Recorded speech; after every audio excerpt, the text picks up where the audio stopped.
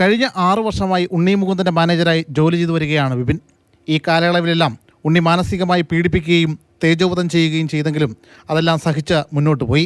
ഇതിനിടെയാണ് കഴിഞ്ഞ ദിവസം പുറത്തിറങ്ങിയ ടൊവിനോ തോമസ് ചിത്രം നരിവേട്ടയെ പ്രശംസിച്ച് വിപിൻ ഫേസ്ബുക്കിൽ പോസ്റ്റിട്ടത്. എന്നാൽ ഇത് ഉണ്ണി മുകുന്ദന് വിദ്വേഷമായി. തുടർന്ന് വിപിനെ വിളിച്ച മാനേജർ പദവിയിൽ നിന്ന് ഒഴിയാൻ ആവശ്യപ്പെട്ടു. സമ്മതം അറിയിച്ചതിന് പിന്നാലെ നേരിൽ കാണാൻ താമസ സ്ഥലത്തെത്തി മർദ്ദിക്കുകയായിരുന്നു. മുഖത്തിരുന്ന വില കൂടിയ കൂളിംഗ് ഗ്ലാസ് എറിഞ്ഞ് ഉടച്ച് ക്രൂരമായി മർദ്ദിച്ചുവെന്നുമാണ് വിപിൻ്റെ പരാതി. എൻ്റെ ഇൻസ്റ്റാഗ്രാമിലാണ് ഞാൻ വർക്ക് ചെയ്യുന്നത്. ഞാൻ പടത്തിൽ വർക്ക് ചെയ്യുന്നത്. ഉണ്ണിയുടെ മാനേജറായ സമയത്ത് ഞാൻ ഒരുപാട് ചിന്തിക്കുമല്ലോ. ഞാൻ പറഞ്ഞു പടങ്ങളുടെ പ്രശ്നങ്ങളൊക്കെ ആയിരിക്കും.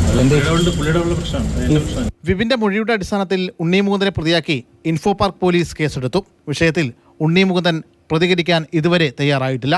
മാതൃഭൂമി ന്യൂസ്, കൊച്ചി.